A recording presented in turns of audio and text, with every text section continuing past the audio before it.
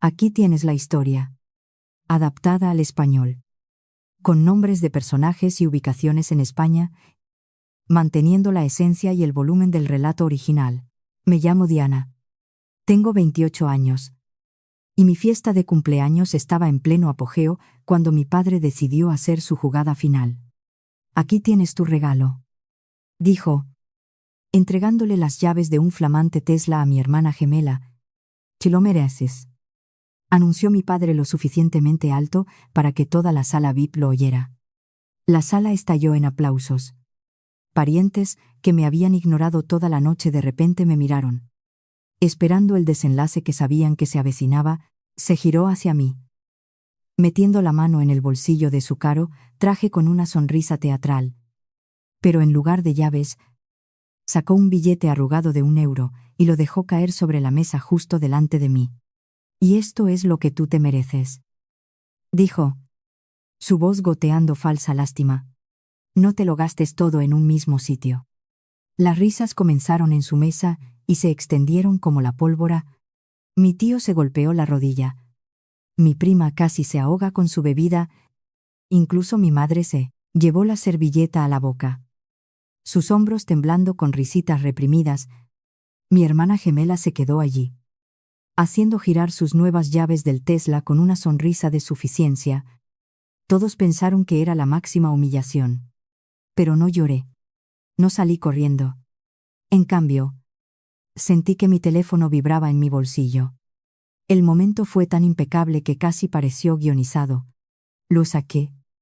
Miré la pantalla brillante y volví a mirar a los ojos arrogantes de mi padre. En el momento perfecto, día, manteniendo la voz completamente serena, su sonrisa desapareció al instante.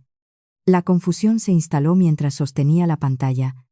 La cara de mi madre se puso completamente pálida. La risa muriendo en su garganta. «No hagas esto, por favor», susurró con absoluto pánico, sus ojos fijos en el teléfono. Pero era demasiado tarde. Estaban a punto de darse cuenta de que la hija a la que habían tratado como basura durante años era ahora la propietaria legal de su casa, sus bienes y todo aquello sobre lo que habían construido sus vidas falsas y lujosas. Ahora, déjame retroceder y mostrarte exactamente cómo destruí legalmente el imperio de mi familia, comenzando con aquel billete de 1 euro. El arrugado billete de 1 euro sobre el inmaculado mantel era exactamente como mi padre, Eduardo, había manejado esta familia durante más de 2 décadas. Usaba el dinero como un arma para comprar respeto y aplastar a cualquiera que se atreviera a desafiarlo. Para él, el control financiero era la única medida de poder. Si asentías a sus sermones y adulabas su ego, eras recompensado. Si mostraba un ápice de independencia, tramisándidos, convertías en una historia de advertencia. Su método de crianza no era más que un condicionamiento psicológico. Convertía cada reunión familiar en una actuación donde él era el único juez de nuestro valor. Recordaba las cenas de Nochebuena, donde interrumpía ruidosamente mis conversaciones para preguntar si todavía compraba en tiendas de segunda mano. Durante mi graduación universitaria, un título que pagué yo misma. Se levantó durante un brindis y se ofreció a contratarme como su secretaria para que no pasara hambre. Él prosperaba con la audiencia. Los parientes que se rieron del billete de 1 euro esta noche eran las mismas personas que habían permitido su crueldad durante años. Bebían su vino. Se alojaban en sus chalets de esquí y pagaban por ello participando en sus rituales de humillación pública. Él los necesitaba para reír. Y me necesitaba a mí para fracasar. Solo para validar su propia supremacía, Eduardo creía que sin su financiación, una persona era fundamentalmente inútil. Él rastreaba meticulosamente cada céntimo que daba, manteniéndolo sobre nuestras cabezas como una guillotina. Sacaría a relucir una reparación de coche que pagó hace 5 años solo para ganar una discusión. El billete de 1 euro que acababa de tirarme no era una broma espontánea. Era una declaración calculada. Era la cima de docenas de veces que había intentado deliberadamente despojarme de mi dignidad frente a una audiencia. Quería recordarme que, como me negaba a seguir sus reglas, no era nada en su mundo. Mi hermana gemela, Jimena, entendía su juego perfectamente y decidió jugarlo. Abrazó voluntariamente el papel de su hija de oro obediente. Le dio exactamente lo que quería. La ilusión de una hija brillante y exitosa, de la que podía presumir en el club de campo. Interpretó el papel de la empresaria visionaria. Yendo de una startup hueca a otra, lanzó aplicaciones tecnológicas que nunca llegaron al mercado y abrió tiendas boutique que cerraron en cuestión de meses. Nada de eso le importaba a Eduardo. Mientras ella le permitiera financiar su estilo de vida y controlar sus decisiones, él seguía escribiendo los cheques. Le compró el Tesla hoy. No porque su negocio tuviera éxito, sino porque ella seguía dependiendo completamente de él. Ella era un agujero negro financiero, y él era el orgulloso patrocinador de su incompetencia. Yo elegí un camino diferente. Dejé esa casa a los 18 años, con una bolsa de lona y unos cientos de euros de un trabajo de verano. Me negué a que mi futuro fuera dictado por su chequera condicional. Mientras Jimena asistía a galas de networking con su dinero, yo trabajaba de camarera para pagar mi carrera de empresariales. Cogía turnos extra. Dormía en apartamentos baratos y me desconecté por completo de su influencia financiera. Dejé de pedir ayuda. Lao, que lo enfurecía. Como no podía controlarme con dinero, intentó controlarme a través de la humillación. Lo que Eduardo y el resto de los parientes risueños en esta sala no sabían era lo que yo había construido realmente durante esos años de silencio. Todavía me imaginaban como la camarera en apuros que apenas podía pagar el alquiler. No tenían ni idea de que ahora vivía en la Costa Brava, trabajando como directora de inversiones para un importante fondo de crédito. Mi rutina diaria implicaba analizar el riesgo corporativo, reestructurar activos y liquidar las carteras de individuos en bancarrota que vivían mucho más allá de sus posibilidades. Gestionaba cientos de millones de euros. Entendía la mecánica del apalancamiento de deuda y la ejecución hipotecaria mejor que cualquiera sentado en esa mesa de banquete. Él pensó que arrojarme un solo billete de €1 era la máxima muestra de dominio. Creía que estaba en un pedestal intocable de riqueza. No tenía ni idea de la realidad que existía fuera de su burbuja fabricada. La arrogancia que Eduardo mostraba en Vaqueira Beret no era más que una fachada, y yo había descubierto las grietas en sus cimientos a través de registros de crédito públicos. Mientras él interpretaba el papel de un patriarca rico, su realidad financiera estaba a punto de colapsar. Había contratado a una firma de contables forenses e investigadores legales para monitorear sus propiedades tan pronto como me di cuenta de que su obsesión por las apariencias externas se estaba volviendo insostenible. No buscaban datos bancarios privados. Rastreaban archivos públicos, embargos fiscales y registros de activos que eran accesibles para cualquiera que supiera cómo navegar por el sistema. Los hallazgos fueron reveladores. Eduardo había agotado su capital líquido hacía mucho tiempo. Para mantener la ilusión de éxito, había recurrido a una línea de crédito sobre el capital de su vivienda. Un HELOC. Garantizada por la casa ancestral, el registro mostraba un retiro total de 457.000 euros. Esto no fue una inversión calculada. Fue una válvula de emergencia que seguía abriendo para mantener su vida a flote. Los fondos no estaban restringidos a una sola compra. Se estaban gastando para pagar tarjetas de crédito al máximo, cubrir las exorbitantes tarifas de membresía de sus clubes sociales de élite y enmascarar las crecientes pérdidas de los negocios fallidos de Jimena. El Tesla fue simplemente la gota que colmó la paciencia del banco. El préstamo había alcanzado un estado de incumplimiento crítico. Cuando un prestatario no cumple con el calendario de pagos, la institución financiera que posee la nota generalmente lo marca como un activo improductivo. En lugar de iniciar ellos mismos el largo y costoso proceso de ejecución hipotecaria, muchos bancos optan por vender estas deudas en mora a compradores de deuda especializados para limpiar sus libros. Aquí fue donde ocurrió mi intervención. No necesitaba información privilegiada para saber que esto estaba sucediendo. Simplemente tenía que estar lista cuando el banco subastara la deuda. Utilicé una LLC que había establecido específicamente para la gestión de activos para presentar una oferta por la nota. Como entendía la valoración de papel en mora, mejor que los inversores ocasionales que solían perseguir estas subastas, mi firma aseguró la deuda con un descuento significativo. Una vez que la transacción se cerró, el banco ejecutó una cesión de hipoteca. Este documento fue la piedra angular legal de mi maniobra. Transfirió formalmente los derechos del acreedor hipotecario del banco a mi LLC. A los ojos de la ley, ya no era solo un miembro de la familia al que podía ridiculizar. Yo era el acreedor garantizado que tenía el poder legal para hacer cumplir los términos de su préstamo. Eduardo permaneció completamente ajeno a este cambio de propiedad. Operaba bajo la suposición de que su deuda era un asunto privado entre él y su prestamista original. No se dio cuenta de que la entidad que ahora poseía su pagaré era una organización bajo mi control total. A la ley no le importaba la historia de nuestra familia o sus intentos de denigrarme. El contrato era claro. Las disposiciones de incumplimiento eran ejecutables. Mis abogados se aseguraron de que cada presentación fuera registrada en el registro de la propiedad, convirtiendo mi posición como principal acreedor hipotecario en un asunto de registro público. Pasé las semanas previas al viaje a Baqueira Beret revisando el calendario de amortización y los pactos específicos de su acuerdo.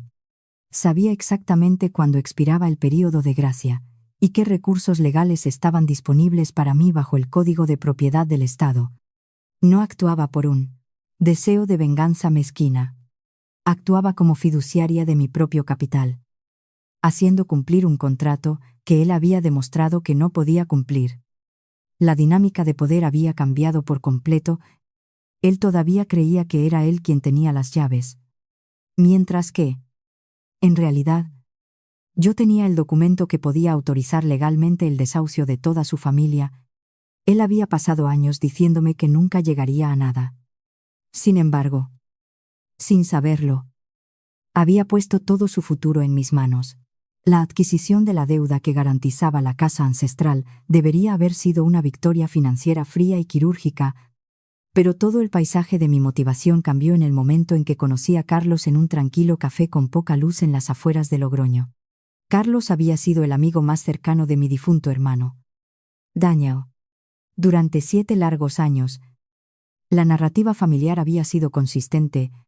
Daniel había sucumbido a una depresión repentina e inexplicable que culminó en una trágica partida de este mundo cuando tenía solo 20 años.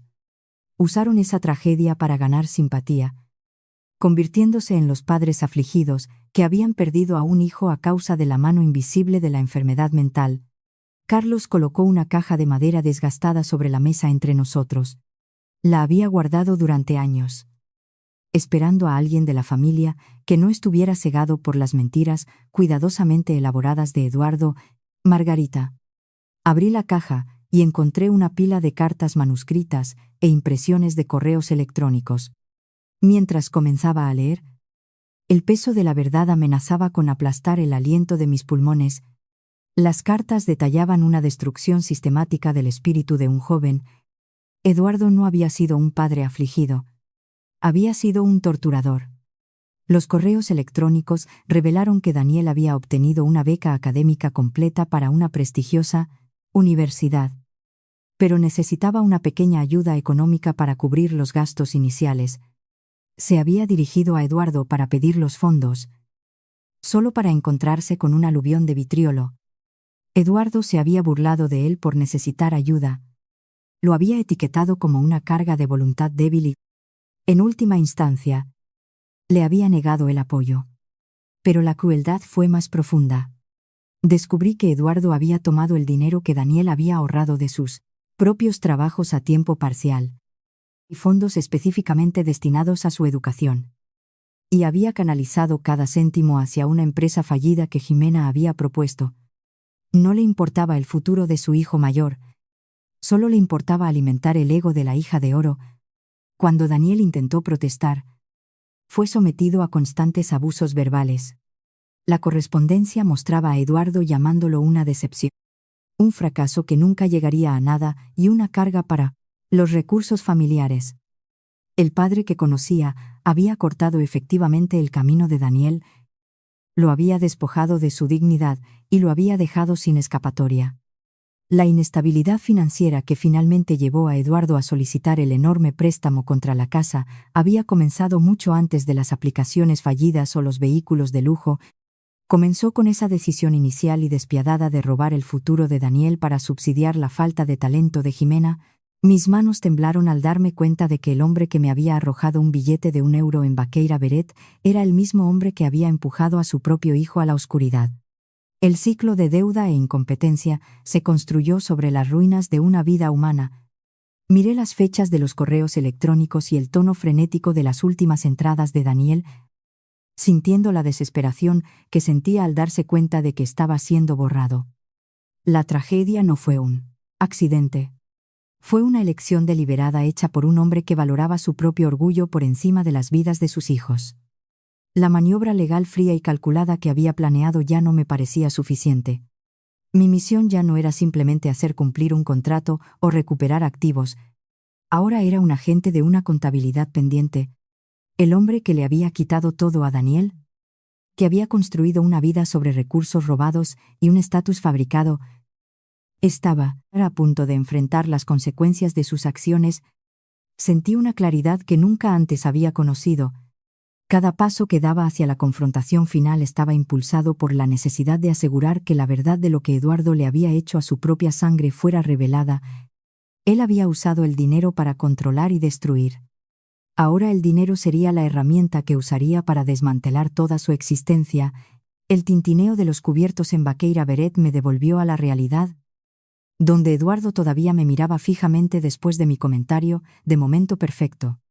El silencio en la sala VIP se había vuelto espeso, pesado con la incómoda comprensión de que el guión se había desviado de su control.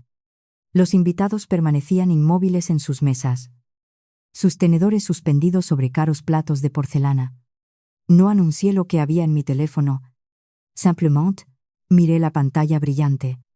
No había un correo electrónico largo que leer, ni un párrafo de jerga legal que descifrar. Mi abogado había enviado exactamente una palabra registrado. Esa única palabra significaba que el registrador de la propiedad había sellado oficialmente los documentos. La transferencia de poder era permanente. Bloqueé mi teléfono y lo guardé en el bolsillo. Con lentitud deliberada, recogí el billete arrugado de €1 que me había arrojado. Alisé los pliegues con el pulgar, doblé el papel cuidadosamente por la mitad, lo guardé en mi americana. Eduardo observó mis manos. Su mandíbula se apretó mientras su esperado momento de triunfo se evaporaba. Esperaba una rabieta. Esperaba que saliera corriendo llorando, cumpliendo el papel de la marginada derrotada. En cambio, di un paso adelante y tomé el micrófono del soporte que descansaba cerca de la mesa central. El acople silbó por un segundo, haciendo que algunos parientes de la primera fila se sobresaltaran. €1, dije por el micrófono, mi voz firme y resonando en la sala silenciosa. Es fascinante cuánto peso le damos a la moneda. La usamos para medir el éxito, para comprar lealtad y, en algunos casos, para crear ilusiones. Caminé unos pasos a mi izquierda, manteniendo el contacto visual con él. Hablas mucho de riqueza, Eduardo. Das sermones a todos aquí sobre la supremacía financiera, pero tengo una pregunta genuina con respecto a tu flujo de caja. Real. Hice una pausa, dejando que el silencio absoluto se extendiera por el salón de banquetes. ¿Por qué un autoproclamado titán de la industria, un hombre que acaba de entregar las llaves de un vehículo de lujo, poseería un registro hipotecario en estado de morosidad grave? Murmullos estallaron entre las mesas. Un par de tíos intercambiaron miradas confusas. Jimena dejó de hacer girar sus llaves, su expresión de suficiencia vacilante. ¿De qué estás hablando?, espetó Eduardo, dando un paso amenazante hacia mí. Su rostro se puso de un rojo intenso y furioso. Deja el micrófono ahora mismo. Estás haciendo el ridículo. Ah. Sí. Pregunté con calma, negándome a retroceder. Porque los verdaderos titanes financieros generalmente no tienen avisos de incumplimiento públicos presentados contra sus residencias principales. Generalmente no piden prestado frenéticamente contra el valor de sus casas ancestrales solo para pagar la satería, facturas atrasadas del club de campo o para tapar los enormes agujeros sangrantes dejados por las fallidas startups de negocios de su hija favorita. Los murmullos se hicieron más fuertes, convirtiéndose en jadeos audibles mientras los invitados comenzaban a procesar la magnitud de la acusación. La postura de Eduardo cambió de una superioridad arrogante a una agresión volátil y desquiciada. Me señaló con un dedo tembloroso. «Ya basta», gritó, abandonando por completo su refinado personaje. «No permitiré que un fracaso se presente en mi evento y suelte mentiras infundadas. Seguridad, quiero que la retiren de estas instalaciones de inmediato». Gesticuló salvajemente hacia las pesadas puertas de madera en la parte trasera del salón, buscando personal en la sala. Estaba perdiendo el control, recurriendo a la fuerza bruta cuando sus tácticas de intimidación financiera no funcionaron. El patriarca sofisticado había desaparecido, reemplazado por un hombre desesperado. Acorralado por sus propios secretos, Margarita estaba justo a su lado. No gritó. No se unió a su indignación, ni intentó dominar la habitación. Miraba mi postura, leyendo la absoluta certeza en mis ojos. Sabía que nunca me subiría a un escenario y haría una acusación pública verificable sin poseer pruebas innegables. El color se le fue completamente de la cara, dejándola con un aspecto ceniciento y vacío. Le temblaban las manos, mientras la realidad de mis palabras se conectaba con los avisos de vencimiento que probablemente había visto escondidos en su oficina. Extendió la mano, agarrando la tela de la manga del traje de Eduardo. «Eduardo, para», susurró Margarita. Su voz temblaba de puro terror. Tiró de su brazo intentando desesperadamente controlarlo. «No hagas eso. Por favor». Eduardo acababa de levantar la mano para llamar a seguridad cuando arrojé una pila de documentos gruesos sellados con tinta roja brillante justo en el centro de la mesa del banquete. El pesado archivador golpeó el cristal pulido, derribando una copa de champán de cristal. El líquido se derramó sobre el inmaculado mantel blanco, pero nadie se movió para limpiarlo. Todos los ojos en la sala VIP se dirigieron a los papeles dispersos. No gasté aliento repitiendo los montos del préstamo ni explicando la mecánica de su ruina financiera. El tiempo de las advertencias había pasado. Simplemente empujé las páginas hacia adelante, extendiéndolas, para que los encabezados legales en negrita fueran visibles para cualquiera que estuviera cerca. La hoja superior era la cesión oficial de la hipoteca, con el innegable sello en relieve del juzgado de la provincia. Justo debajo yacía la transferencia de gravamen registrada que establecía al nuevo acreedor garantizado. Finalmente, el aviso de incumplimiento se encontraba en el borde de la mesa, describiendo las consecuencias legales inmediatas de sus obligaciones impagadas. Eduardo bajó el brazo. La amenaza de llamar a seguridad completamente olvidada. Sus ojos se dirigieron a los sellos rojos, reconociendo el formato implacable de los avisos de ejecución hipotecaria bancaria. Se inclinó. Su bravuconería se desmoronó mientras intentaba comprender cómo esos registros catastróficos privados habían terminado en su celebración. Miró el nombre del acreedor que figuraba en la escritura de transferencia, una LLC corporativa que no reconocía. Extendí la mano y golpeé con mi dedo índice firmemente el nombre impreso de esa LLC. «Soy la jefa de esta empresa», te declaré. Mi tono desprovisto de cualquier emoción. Ejecuté personalmente la compra de su pagaré en mora cuando su prestamista decidió que ya no valía la pena el riesgo financiero. Ese flamante Tesla que está en el aparcamiento no es un símbolo de éxito. Es un activo comprado con deuda tóxica. Y la casa ancestral en la que viven actualmente, la Muraki, finca que usan para recibir a sus amigos del club de campo, ahora está bajo mi exclusivo control legal. Las palabras golpearon la sala como una onda de choque física. Los parientes que habían estado susurrando hacía unos momentos cayeron en un silencio aturdido y sin aliento. El peso legal de mi declaración no dejaba lugar a debate. No estaba haciendo una acusación descabellada. Estaba declarando un hecho documentado y ejecutable. Jimena se quedó inmóvil junto al podio, La sonrisa engreída, y con derecho que había tenido en la cara toda la noche, había desaparecido por completo, reemplazada por una mirada hueca y sin comprender. Miró sus manos. Las pesadas llaves metálicas del Tesla se le escaparon de los dedos y cayeron al suelo de madera. El fuerte ruido resonó en el silencioso salón. Pero ella no hizo ningún esfuerzo por recogerlas. La realidad la golpeó en tiempo real. No era una prodigio de los negocios. Era la ruina financiera de su propia familia, toda su identidad, construida sobre una base de financiación parental y startups falsas, se derrumbó en el momento en que esas llaves cayeron al suelo. Margarita ya no pudo mantener sus susurros aterrorizados. La realidad de los documentos rompió su último hilo de compostura. Soltó la manga de Eduardo. Sus rodillas se doblaron ligeramente antes de que se desplomara en su silla. Se cubrió la cara, con las manos, apoyando los codos pesadamente en el borde de la mesa, y comenzó a sollozar incontrolablemente. Sus hombros se sacudieron con fuertes y feos jadeos.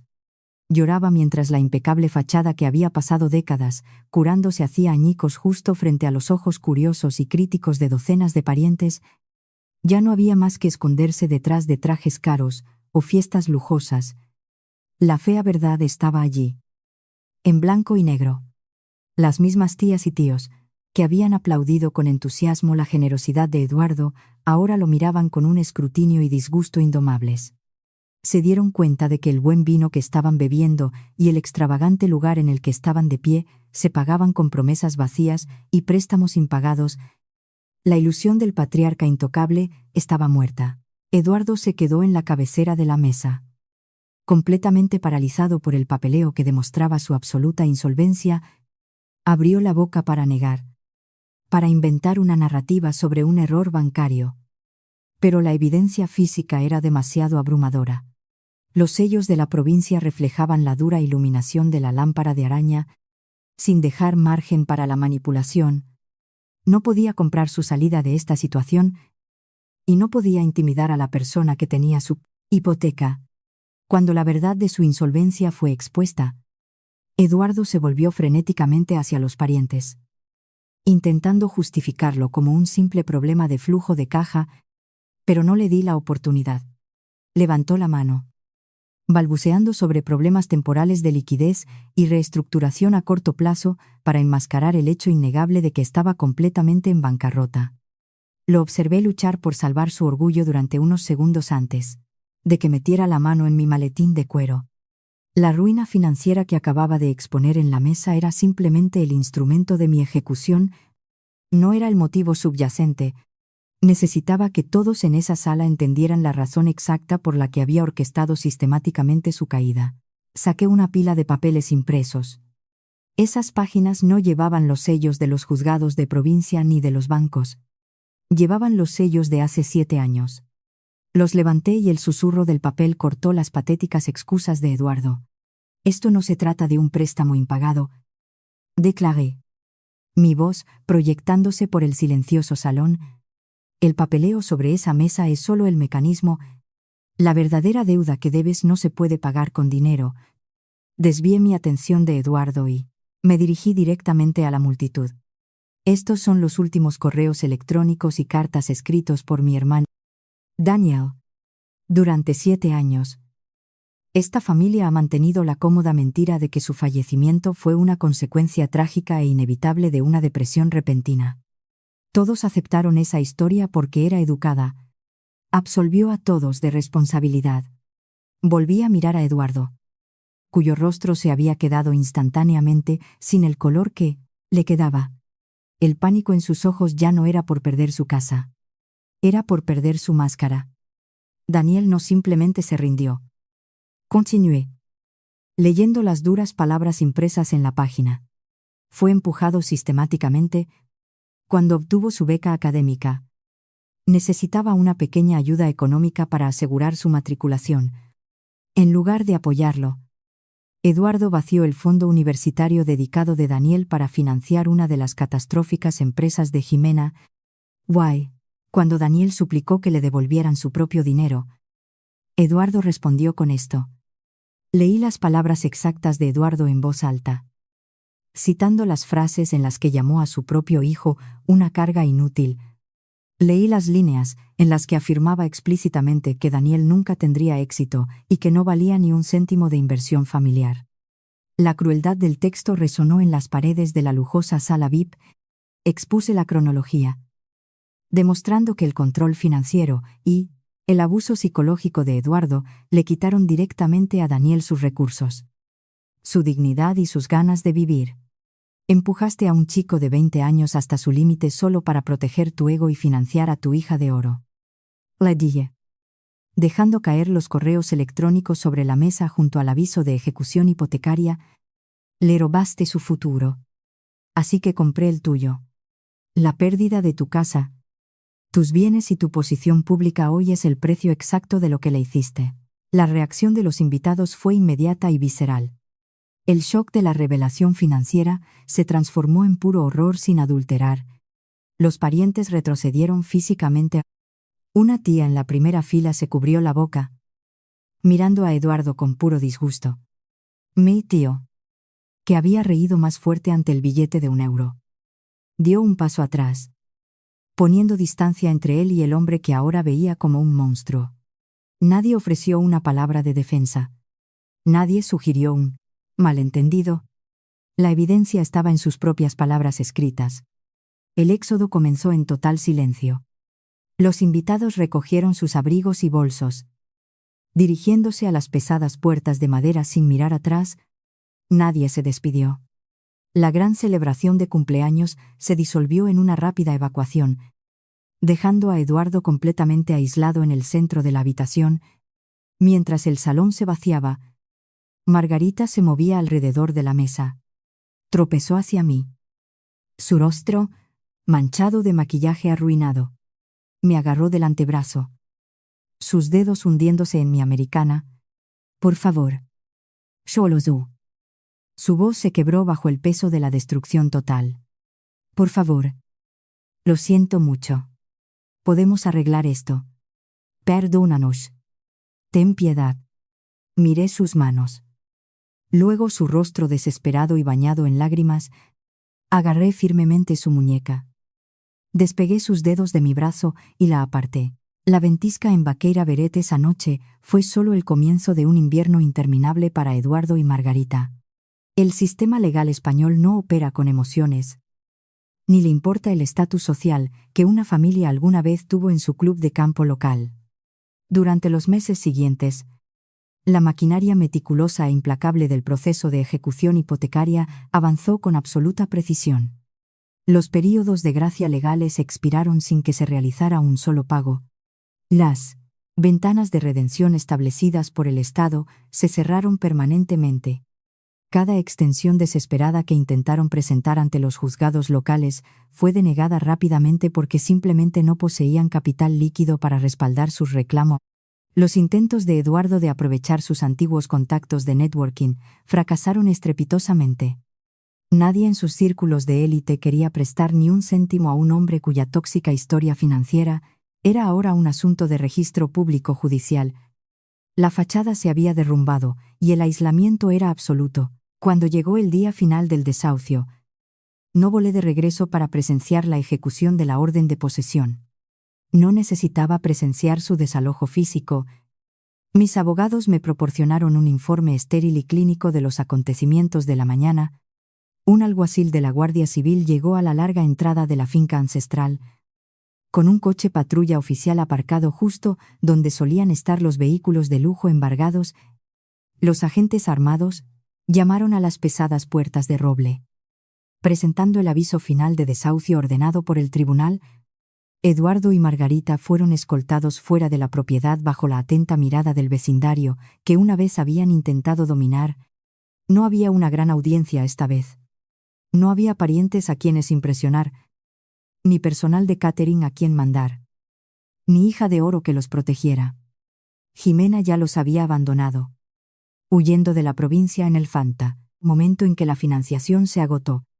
Eduardo y Margarita cargaron sus pertenencias personales restantes en baratas cajas de cartón. metiéndolas en silencio en la parte trasera de una furgoneta de mudanzas alquilada. La casa fue asegurada. Las cerraduras fueron cambiadas inmediatamente por los contratistas del banco. Y la enorme propiedad fue preparada para la próxima subasta de liquidación. El imperio construido sobre la deuda y la crueldad fue, oficialmente, desmantelado, ladrillo a ladrillo, esa tarde, sentada en mi oficina de la Costa Brava. Mi teléfono móvil vibró sobre el escritorio. La identificación de la llamada mostró el nombre de Margarita. La dejé sonar hasta que saltó el buzón de voz, pero menos de un minuto después, la pantalla se encendió de nuevo. Esta vez, respondí la llamada, dejando que el pesado silencio se extendiera por la línea. Por favor. La voz de Margarita se quebró inmediatamente, sonando pequeña, asustada y completamente rota. Estamos cargando la furgoneta ahora mismo. No tenemos otro lugar a donde ir. Déjanos establecer un plan de pagos. Solo unos pocos cientos al mes. Podemos arreglar esto con el tiempo. Por favor. No nos quites la casa. Guarda todos nuestros recuerdos familiares. Todavía intentaba negociar un trato. Todavía esperaba sacar un hilo de obligación familiar para salvar su comodidad. Daniel también necesitó una familia una vez. Dije. Mi voz completamente plana. Desprovista de ira o simpatía. Y lo dejaste morir para proteger una mentira.